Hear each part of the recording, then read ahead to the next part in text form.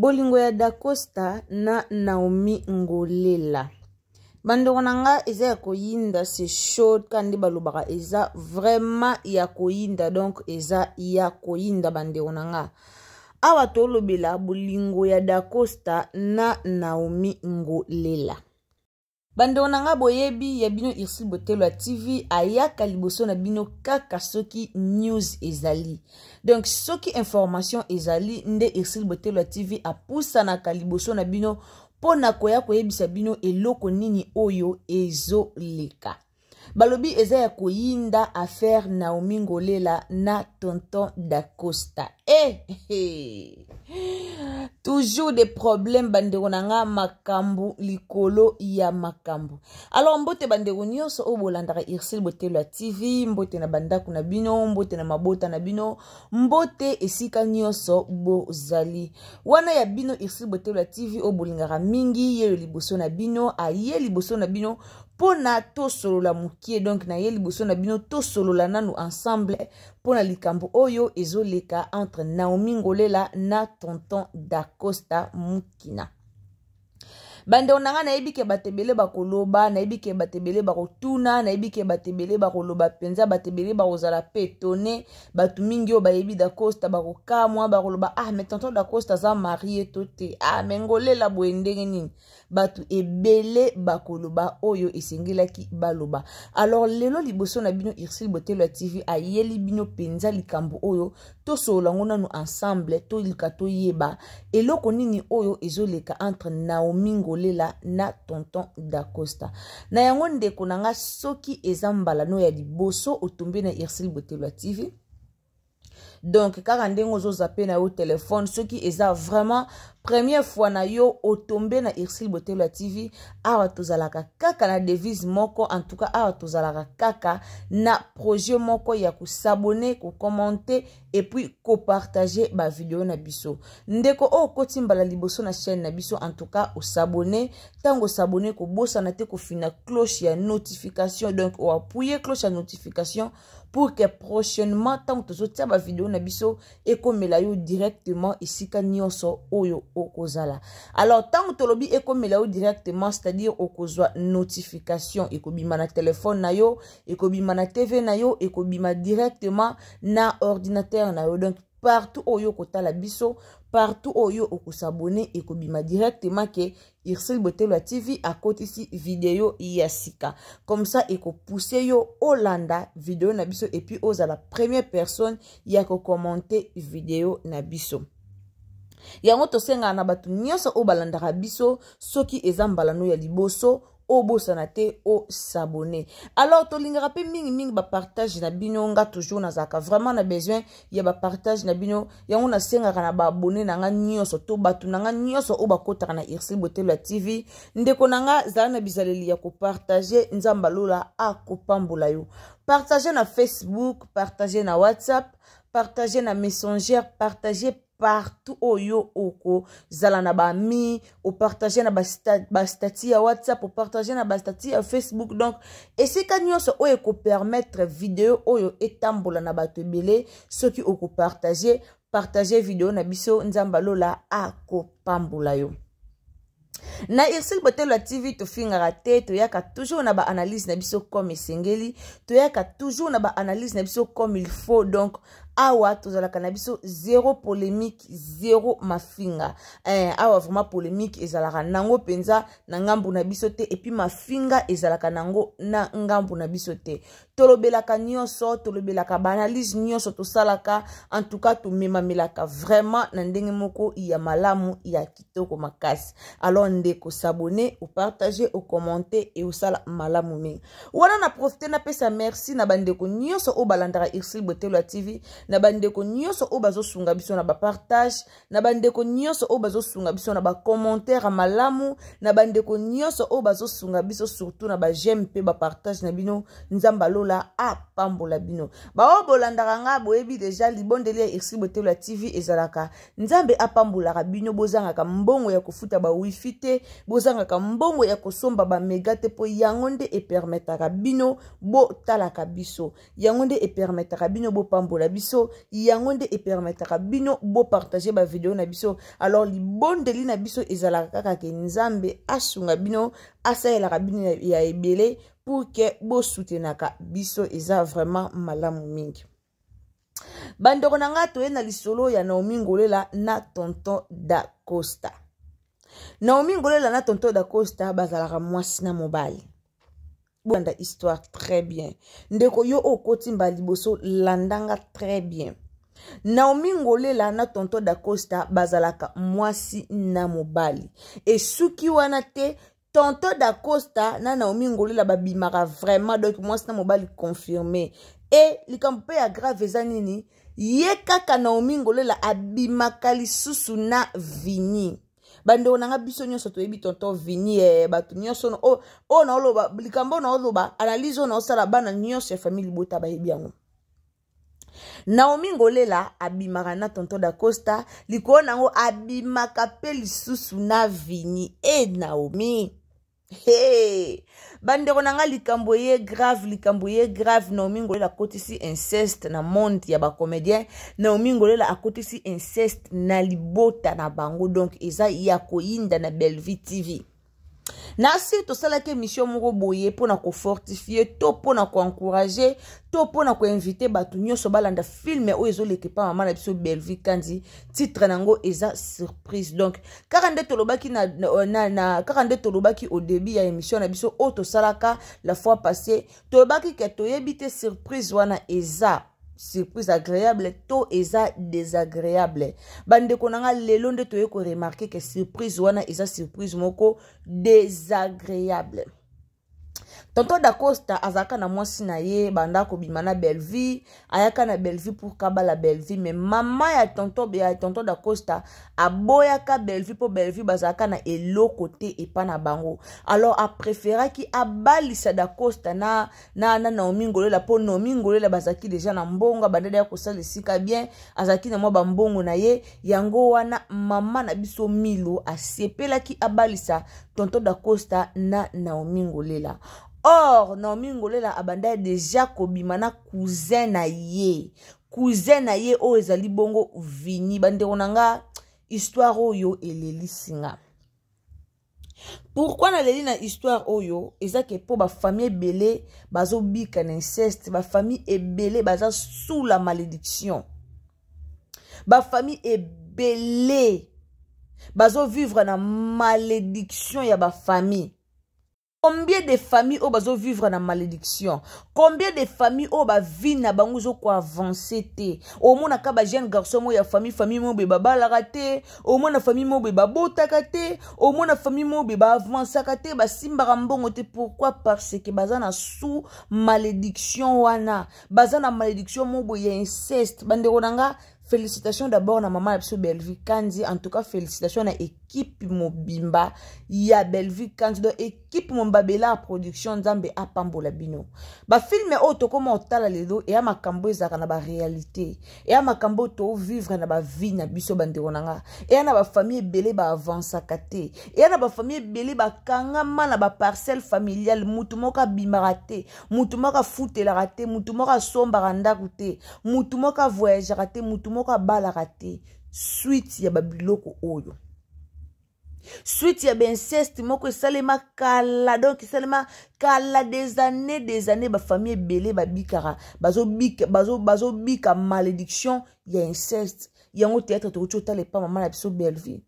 Naomi Ngolela bimara na cousin na ye mais azoki quand même libale pas Da Costa abalaki malédiction wana ya inceste elandi Naomi Ngolela tina accouchement. Akebota mwana bwe aboti mwana ba malformation aboti mwana moko o tali pena bwe na courage ya ko sala ya ko welcome mwana ezate. Pourquoi likambo ane komelaki? Parce que azalaki na malédiction moko bwe abandaki kobima na cousin na ye. Yango ne mabewane komelaki ye. Yango na moye a vivre bonheur na libala ezate. Moye a simba bénédiction o Nzambe pesa ki ezate. Moi azana bénédiction moko malamu ezate po anini abimaka na cousin na ye. Eza makambo ebele o ba famille ba obika lelo. Et à cause ya ba pauvreté belé na ba famille eza eloko wana eza cause ya ba pauvreté musu na ba famille. Et ce qui peut maman Milo autorisa ki mwana ye da Costa abala Bellevue malgré Bellevue azaki l'autre côté. Peut-être makambo o elinga kombela mwana ete.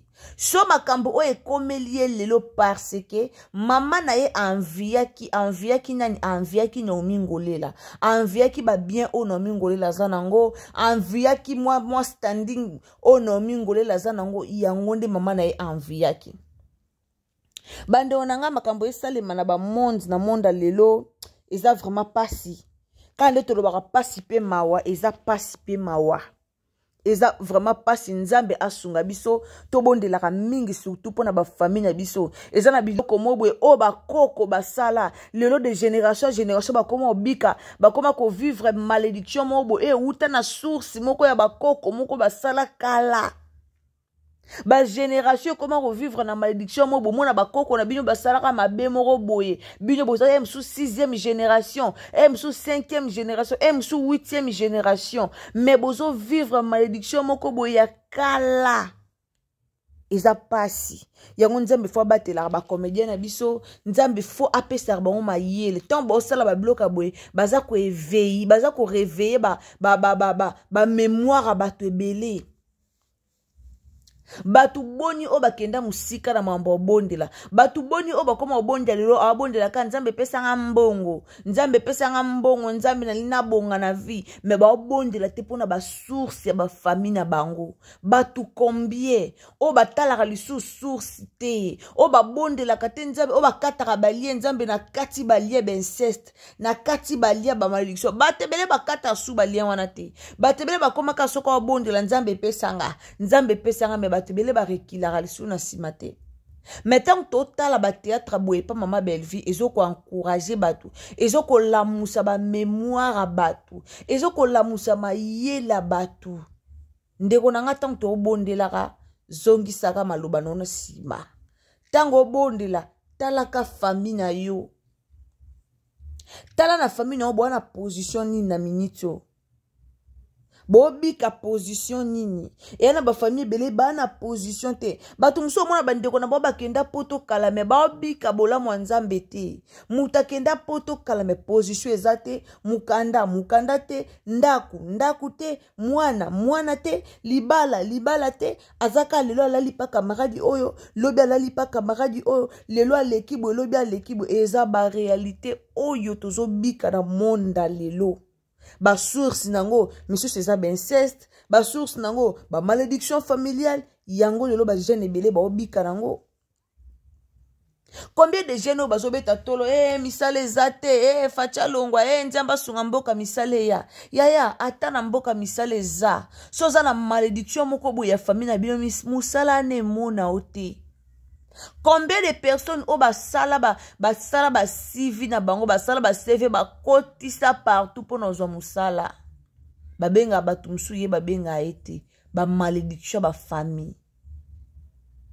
En tout cas théâtre o elamusi mémoire bato belé elamusi mémoire bato belé loba na pasteur Charles ndeko maman ndeko papa matin na prière. Ndeko maman ndeko papa matin na prière longola baba lien eza na bana na yo eza la bino bobika te mona ba vie ceux qui bino déjà boza dona se ya malédiction yeba ke bana na o bako hériter o bino boza nango. Alors ndeko maman ndeko papa bato nyonso o no batali vidéo o te no batali théâtre o te nga Irsil Botelo TV na invité bino bokende na Bellevue TV kende kotala théâtre o consommer yango e ko fongola mémoire na yo na makambo ebele et ko matisa yo na vie de prière. O mona ka ndeko moko balingana makasi na cousin na ye bakanga makasi oyebite eloko ni bakanga maka oyebite balingana makasi we nini or soko landeli na se nango eza na lien moko bo inceste eza na malédiction moko bo inceste eza na kati boza déjà ba famille mais bosangana ka bosangisaka nzoto eza malédiction totale. Eza malédiction oyo ekokanga bino avenir mobimba oyo ekoya ekokanga bana na bino nyonso. yango Da Costa biki bolamo na libota na ye. Da Costa bimaki ka aboye ka ndeza ka bimaki na ye aye azonga na ndako boye aye kokuta Naomi Ngolela na Vini na mbetu. Me camarade na ye Gingombe aloba na ye likambo yo ameka otalisa ye akoma mwasi na ona cousin na ye ba makasi boye me cousin na ya bala akipa mwasi na ye te azaka donc en tout moment kana mwasi na auta musala na mwasi na asala boye donc Gingombe amona kango déjà flou aloba na Da Costa mais comme Da Costa zalaki aveugle na bolingo mwasi na ye moye ayeba babiloko na nyonso izalaki te. Auta na ye musala Da Costa utine musala zo zonga kaka boye pou akoti na kata chambre be akuta evenema wana Da Costa ganga na place na ebite apesa mama na ye faute na place na ayebite ami pesa ye moko faute apesa mama na ye mutatinda kai abala na Ngolela po na Ngolela zaki na mwa ba possibilité to apesa nani ye moko Da Costa ami ye bate. Aomiye bate to mona ki Da Costa directement akitaki na se agangaki. Tika filme o ela musa bato ebele.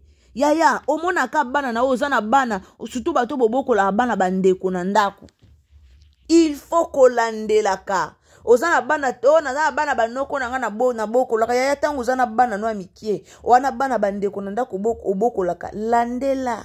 Pour ceux qui inceste salemi na famille eza na bana mikie famille komi na sa malédiction. Famille lati malédiction na nzoto eza mabe. Eza mabe. Yango nzambe fwa bakisaka toujours d'inspiration na ba comédien na biso. Nzamba bakisaka toujours lelo zaki kala to bando benga ngo maboke. Kala to bando benga ngo théâtre mais lelo komi ba cinéma. Ba osala ba cinéma. O total ba théâtre moko otali pena théâtre o crier. O lobite o eza histoire à vie ya mutu. Otali théâtre o gangi o lobi non. O eza histoire ya vie ya mutu. Yangonde ba théâtre o biso to koma otala na monde lelo. En tout cas, merci beaucoup na Bellevue Kandi. Félicitations à l'équipe Mobimba. Félicitations à Naomi Ngolela. Vraiment au jouet kitoko. Da Costa Moukina. Félicitations équipe Mobimba. Félicitations. Ba Vini, Mamilo, Karine Pala. En tout cas, Nzambe Azana Bino Abaxila Bino toujours mayele. Nzamba pesa bino miso a aigle. Bomona musika. Nzamba orienté bino lisusu musika. Musalo bo sala el ezoko la musaba mémoire a batebele. Musalo bo sala bino boko imaginer te combien de familles o bino bo sauver. Toke na kota papa na biso na kota ya papa na biso JR to moni makambo ele kakuna. JR azwa kimbongo abosana ki famille. Parfois bata mbongo wana mbongo me yomoko beleli bandokyo sa famille baya bacha mbongo noka. Likola Buzoba ye wana JR azongi par terre Likola Buzoba. Lelo Bellevue o milo aboyaki. Bellevue a komi kosala na entreprise moko Bellevue a komi na mbongo. En tout cas, Nzambe a pambola poutine de l'écriture. Maman na biso Bella resiko zali. Maman na biso Bellevue quand resiko zali. Nzamba pambola yo abaksolo mikolo ebele. Nzamba pambola yo po ba film ose la rabiso. Ah mais non. Tant ba benga ka oza vraiment poutine. Oza vraiment poutine na bango. Tant ba loba oza pena mutu o esalaka. Oza vraiment na mutu o esalaka. Na ebite ozora ba idango wapi. E utaka wapi yaka ndenge nini. En tout cas ba inspiration ya boye. Nzambe faut abattre la ka. Inspiration à Nzambe, il faut azalara elongo na yo. Merci beaucoup en tout cas batunyo so obolanda irsi Botelo TV ndeko nanga partager émission o ekosunga batumususu. Ceux qui ont comme importance nango te alors partager yango peut-être ndeko moko boy akokoya na ka oyo peut-être ndeko moko boy akoyeba importance ya analyse na biso akoyeba importance ya eloko oyo tolobeli awa lelo na irsi Botelo TV. Alors on appelle merci na batunyo so obolanda biso, merci na batunyo so obo soutenir chaîne nabiso. Merci na batunyo so obo zalaka wana vraiment pona Irsil Botelo TV nzamba lola apambola bino na yango to sengaka soki ezambala na yo ya liboso o tomber na Irsil Botelo TV de ceux qui vraiment eza première fois na yo o tomber na chaîne nabiso alors et to sengaka kaka eloko moko o s'abonner donc abonnez-vous, commentez, likez, partagez l'émission nabiso nzamba lola akopambola yo wana tokutani à la prochaine occasion soki Yesu a zongite bisous. Bye.